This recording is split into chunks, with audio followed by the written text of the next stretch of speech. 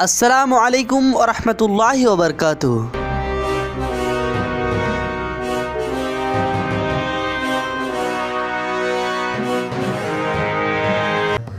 سانپ اور مور جنت میں رہتے تھے، مگر سانپ اور مور کو جنت سے کیوں نکالا گیا، اس کے بارے میں جانیں گے اس ویڈیو میں۔ شیطان جب مردود لعنتی ہو گیا تو اس نے حضرت آدم علیہ السلام کو جنت میں سجدہ کرنے سے انکار کر دیا، اور اللہ سبحانہ و تعالیٰ نے شیطان کو جنت سے بے دخل کر دیا۔ جنت میں کھانے پینے اور گھومنے پھرنے کو بہت کچھ تھا، لیکن تنہا اکیلے ہونے کے کارن حضرت آدم علیہ السلام اداس رہنے لگے۔ پھر اللہ سبحانہ و تعالیٰ نے حضرت آدم علیہ السلام کی بائیں پچھلی سے بی بی حوا کو پیدا کیا۔ اس طرح وہ دونوں ایک دوسرے کے ساتھ پا کر جنت میں خوشی خوشی رہنے لگے۔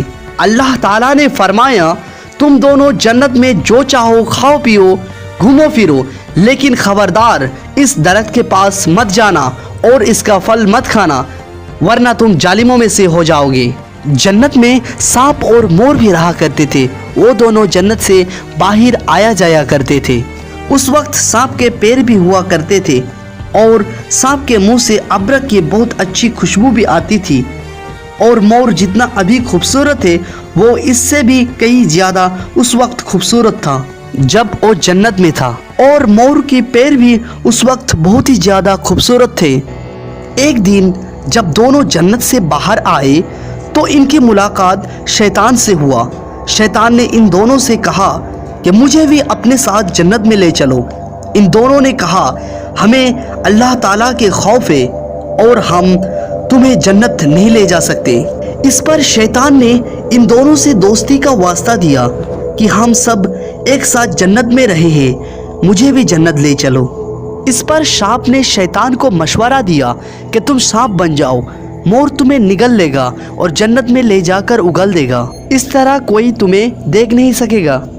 شیطان فوراً سانپ بن گیا اور مور نے اسے نگل لیا، اور اس طرح شیطان جنت میں دخل ہونے میں کامیابی ہو گیا۔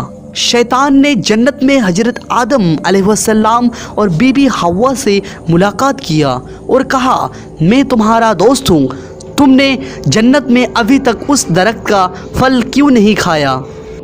اس پر دونوں نے بولا، اللہ پاک نے ہمیں اس درخت سے دور رہنے کو کہا ہے اور اس کا پھل کھانے سے سخت منع فرمایا ہے، اس لیے ہم نے وہ پھل ابھی تک نہیں کھایا اور نہیں کھائیں گے۔ جب حضرت آدم علیہ السلام سو گئے تو شیطان بی بی حوا کے پاس آیا اور اسے بہکانے لگی اور کہا کہ اللہ تعالیٰ نے تمہیں وہ پھل اس لیے کھانے سے منع کیا ہے، کہیں وہ پھل کھانے کے بعد تم فرشتہ نہ بن جاؤ اور ہمیشہ کے لیے جنت میں ہی نہ رہنے لگو۔ بی بی حوا نے شیطان کے بہکاوے میں آ کر اس درخت کے پھل کھا لیا، اور جب حضرت آدم علیہ السلام سو کر اٹھ گئے تو انہیں بھی بہت اصرار کیا اور مجبور کیا، اور وہ پھل حضرت آدم علیہ السلام کو کھلا دیا۔ جیسے ہی ان دونوں نے اس درخت کا پھل کھایا، ان کا جنتی لباس اتر گیا۔ تبھی اللہ تعالیٰ نے ان دونوں سے کہا، میں نے تم دونوں کو اس درخت کے پاس جانے سے اور اس کا پھل کھانے سے منع کیا تھا۔ اللہ تعالیٰ نے حضرت آدم علیہ السلام اور بی بی حوا کو جنت سے نکل کر زمین پر بھیج دیا اور ان سے کہا کہ زمین پر ایک خاص وقت تک تمہارا ٹھکانہ ہے اور تم زمین پر ہی رہو گے۔ اللہ تعالیٰ نے شیطان کو جنت میں لانے کے لیے مور کی خوبصورتی چھین لی۔ جس پیر سے شیطان کو جنت میں لایا، اللہ تعالیٰ نے مور کی وہ پیر بدصورت بنا دیا۔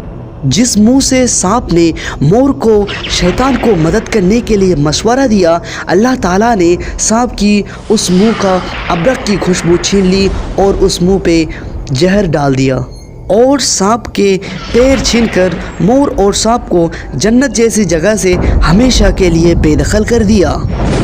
اس لیے مور آج بھی اپنی پروں کو دیکھ کر خوشی ہوتا ہے، لیکن جب بھی اپنے پیر دیکھتا ہے تو اس کو رونا آتا ہے۔